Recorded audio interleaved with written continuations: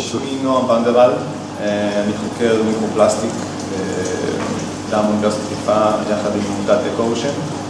גר בעיר אשדוד, אני מלמד בבית ספר ימי באשדוד שנקרא קציני ים אורט ימי אשדוד. אני גם מתעסק בנושאים סביבתיים למיניהם, אני מרכז פרויקטים סביבתיים בבתי ספר יסודיים ותיכוניים, אני מעביר הרצאות בנושאים אקולוגיים וסביבתיים, אם זה במים ואם זה מחוץ להקשר של הים. מאז שאני ילד אני תמיד התעסקתי ואהבתי להתעסק בנושאים האקולוגיים והביולוגיים. היום כל מחקר גם שהוא ביולוגי בעצם יש לו את ההשפעות האקולוגיות שנמצאות עליו, ואותי יותר מעניין הסביבה הגדולה מאשר הפרט עצמו. זאת אומרת שהאקולוגיה תמיד דיברה אליי בצורה יותר רצינית. אבל קיימים פרויקטים שתלמידים לומדים ונחשפים לכל הנושא הימי בצורה יחסית די מתומצתת, זאת אומרת מתמצתים בעצם את כל הנושאים שקיימים בכל המרחב הימי, עם הרבה דגש כמובן על זיהומים ופלסטיק ודברים כאלה שנמצאים בים. יש פרויקט חדש שנקרא דגל כחול, שזה פרויקט בינלאומי שבעצם מאפשר לחופים בישראל להניף דגל כחול במידה והם עומדים בקריטריונים של שירותים לציבור באותו חוף, אם זה שירותי ניקיון, אם זה שירותים פיזיים, אם זה איכות המים ועוד כמה אספקטים נוספים. הילדים עצמם, יש פעילויות של ניקיון חופים, יש פעילויות של הסברה על נושא החופים, שמירת החוף והים, יש את ארגון מחמלי שגם איתו אנחנו עובדים הרבה, שמתעסק בחקר יונקים ימיים, וככה בעצם אנחנו מנסים לחשוף את התלמידים לכל המימד הימי שקיים וכמה שהוא מחובר לחוף וליבשה שעליה אנחנו נמצאים. בתור אחד שגר בעיר אשדוד, עיר שנמצאת על קו המים, אז החשיבות של החיבור של התלמידים לנושאים הימיים הוא קריטי, וככה חושבים גם באיגוד ערים שאיתם אני עובד הרבה מאוד, וביחד אנחנו בעצם מקימים ומרימים פרויקטים מאוד מאוד נחמדים ויפים לתלמידים בכל רמות הגיל, מגן ועד לתיכונים, בנושא של ידע, מודעות, הסברה, ניקיון וכל דבר נוסף שאפשר בעצם גם להמחיש וגם לשתף את התלמידים בתוכו. בתוך בית הספר אנחנו יוצאים מדי פעם למחקרים ימיים, יש יאכטה לבית ספר שאיתו אנחנו גם גורפים את הים, בודקים פלנקטונים, בודקים איכויות של מים, בודקים גם פלסטיקים מדי פעם, ובעצם מחברים את התלמידים בצורה יותר פיזית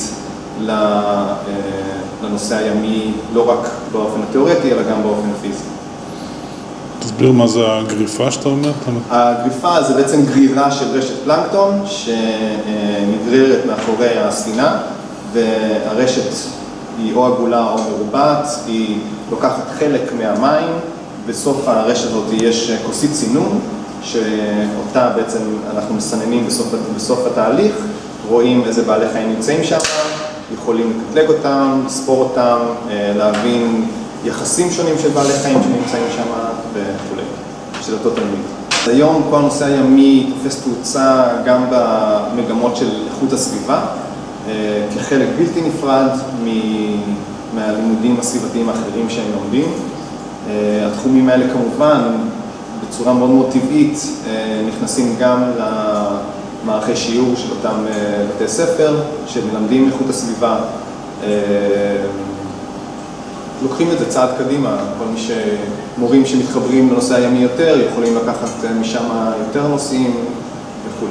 היום משרד החינוך בעצם שואף להגיע למצב שתלמידים יקבלו מה שנקרא למידה משמעותית. זו למידה שהיא מחוץ לכיתה, היא מאפשרת לתלמידים להתנסות יותר, לחוות יותר חוויות, לאו דווקא לא ללמוד, אבל ללמוד לא בתוך מסגרת של 4 קירות.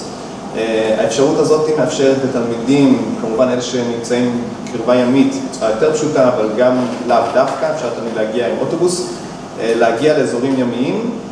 יש לנו גופים כמו החברה להגנת הטבע, כמו רשות הטבע והגנים, אלה גופים שמסייעים לבתי ספר לקבל הדרכות, להעביר הדרכות ולתת לתלמידים עוד כלים של למידה משמעותית שנעשית בעצם על קו החוף או בדיונות או בכל מיני מקומות טבעיים שנמצאים על קו החוף והים.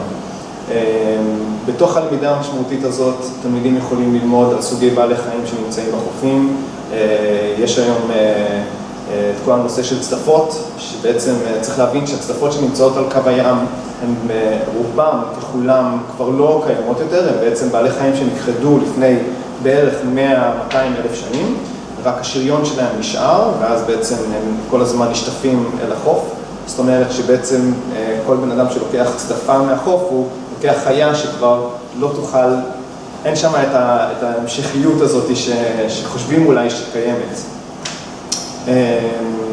מה שעושים גם זה מסננים את החול, וברגע שמסננים את החול אז רואים בעצם כמה לכלוך יש על קו חוף או על החוף עצמו שאנחנו לא מודעים אליו בכלל. זאת אומרת, כשרואים שקית ניילון אז רואים, הנה שקית, כשרואים איזה בקבוק אז אפשר לראות את הבקבוק. אבל כשאתה מסתכל על קו חוף או על החוף, על החול, והוא נראה לך נקי, ברגע שאתה מסנן אותו עם בד דיוטה או עם איזושהי נפה, אתה פתאום קולט כמה פסולת יש. ברגע שהעיניים הפיזיות של התלמידים רואים את זה, אז הם יכולים להפנים בצורה הרבה יותר משמעותית וקריטית איך זה בעצם יכול לפגוע בנו. זאת אומרת שזה גם דברים שהם לאו דווקא נראים לעין.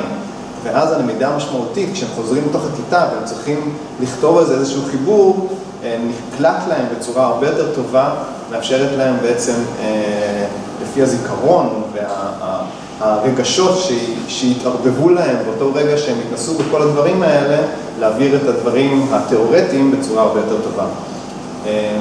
חלק מהלמידה המשמעותית מתעסקת גם בנושא של מחקר. היום יש שאיפה הרבה יותר גדולה של בתי ספר להוציא תלמידים החוצה ולעשות מחקרים. בבית ספר שאני מלמד בו אנחנו עושים מחקר על נחל לכיש, שהוא מאוד מאוד קרוב לבית הספר. אנחנו בודקים את איכות המים, מנסים להבין את ההשלכות שקיימות מול איכות המים, בודקים בעלי חיים שנמצאים שם, אם זה בתוך המים, אם זה בבית הגידול עצמו שקיים מסביב לנחל לכיש, ועד זה הם גם כותבים דוח שלהם, וככה הם בעצם מקבלים את האפשרות גם ללמוד ולחוות דברים מחוץ לכיתה. יש מספר מקומות, כמו לדוגמה המרכז לחקר ימים ואגמים, ששם עושים מדי קיץ. יש שם בעצם קורסים מאוד מאוד מרתקים, שמאפשרים לתלמידים להתחבר כמו סוג של נוער שוחר מדע. קורסים שמעבירים בחקר ימים ואגמים בנושאים ימיים, מקבלים שם מיטב החוקרים שקיימים בארץ ישראל, שמעבירים להם הדרכות ומלמדים אותם כל מיני דברים מאוד מאוד מעניינים על הנושאים הימיים. חוץ מזה, יש עוד פרויקטים, כמו לדוגמה פרס המים, שזה בעצם פרויקט שוודי,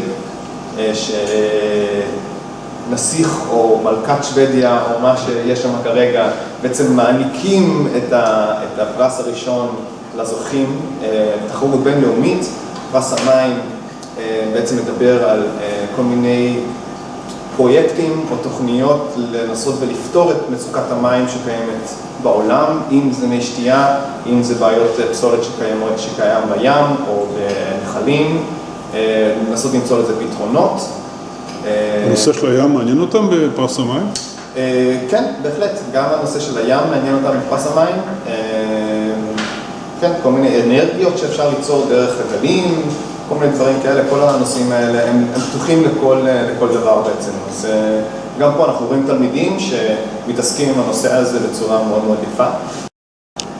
פרויקט של אקו-אושן שבעצם מאפשר לתלמידים לצלם מפגע סביבתי או איזושהי בעיה סביבתית שקיימת, לעשות מזה איזשהו סרטון שמאפשר להבין ולהפנים את הבעיה שקיימת. הסרטונים האלה מועלים אחרי זה בתחרות.